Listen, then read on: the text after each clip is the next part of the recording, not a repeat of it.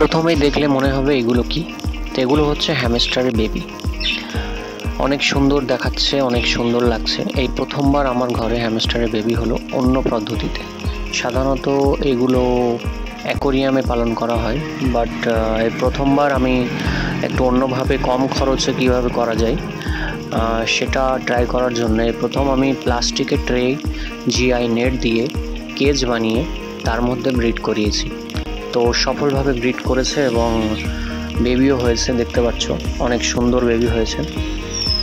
তো এইভাবেও করা যায়। এবং আমি কিভাবে করলাম, কি করে ব্রিড করালাম, বা অনেকেই জানে না হ্যামস্টার সম্বন্ধে, অনেকেরই এক্সপিরিয়েন্স থাকে না।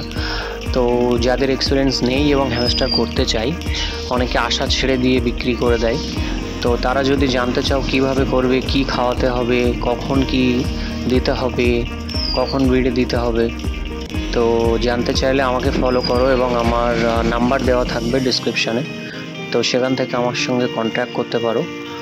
এবং আমার ঘরে আমি দেখিয়েছি যে কিভাবে আমি করেছি, কিভাবে হয়েছে। তো জানতে চাইলে কন্ট্যাক্ট করতে পারো।